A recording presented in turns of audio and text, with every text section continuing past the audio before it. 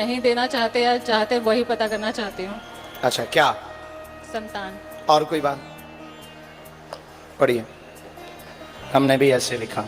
राधे राधे साथियों, आज हम आपको एक ऐसी महिला की कहानी सुनाने जा रहे हैं जो पहली बार बागेश्वर धाम के दरबार में आई थी। पर ये आना भी कोई साधारण बात नहीं थी। उनके शब्दों में, मैं आना भी नहीं चाहती थी क्योंकि सब जगह से हो चुकी हूँ। वो एक डॉक्टर थी, पढ़ी लिखी, समझदार। जीवन में सब कुछ था, धन, प्रतिष्ठा, सुख सुविधाएं। उन्होंने कहा, जो चाहती हूँ प्रभु मुझे सब कुछ देते हैं। आज तक ऐसा कुछ नहीं है जो उन्होंने मुझे नहीं दिया। लेकिन फिर भी एक टीस थी, एक अधूरापन था, मातृत्व का सुख। वो बोली, पर एक चीज है जो नहीं देना चाहते या शायद देना चाहते हैं, यही जानने आई हूँ। ये बात कहते हुए उनकी आंखों में आंसू थे और जुबान पर भगवान का नाम, जय सीताराम। उन्होंने सब कुछ किया था, डॉक्टरी टेस्ट, आयुर्वेद, तांत्रिक उपाय, यहाँ तक कि कामाख्या देवी के मंदिर से पंडित बुलाकर पूजा भी करवाई। उन्होंने कहा, मैं डॉक्टर हूँ, मैंने सब जांच करवाई, सब नॉर्मल आया। किसी डॉक्टर ने नहीं कहा कि संतान नहीं हो सकती।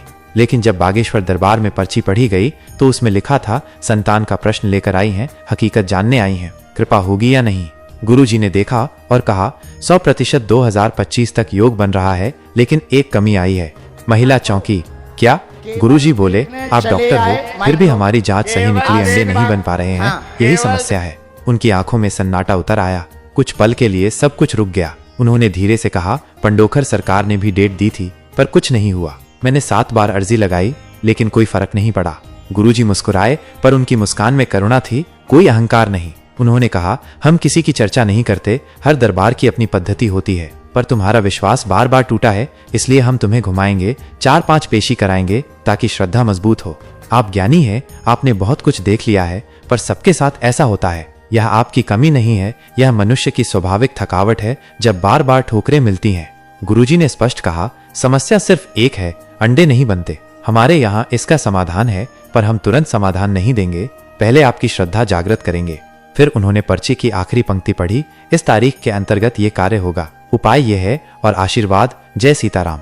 महिला की आंखों से आंसू बह रहे थे, पर अब ये आंसू दुख के नहीं थे, ये आशा के थे, विश्वास के थे, एक नए जीवन की शुरुआत के थे। वो बोली, मैंने बहुत दरबार देखे, बहुत उपाय किए, पर यहाँ मुझे पहली बार ये एहसास हुआ कि कोई मेरी पीड़ा को समझता है, मेरे साथ खड़ा है। गुरुजी ने आशीर्वाद दिया, खुश रहो बहन, अब तुम खाली नहीं जाओगी, अब तुम्हारे सूने आंगन में किलकारी गूंजेगी। सीताराम। साथियों, आस्था जब विज्ञान से जुड़ती है तब चमत्कार नहीं, भरोसा पैदा होता है। अगर आपकी भी कोई अधूरी इच्छा है तो बागेश्वर दरबार में आइए, यहाँ सिर्फ समाधान नहीं, अपनापन भी मिलता है। जय बागेश्वर धाम सरकार, जय श्री राम, जय सीताराम।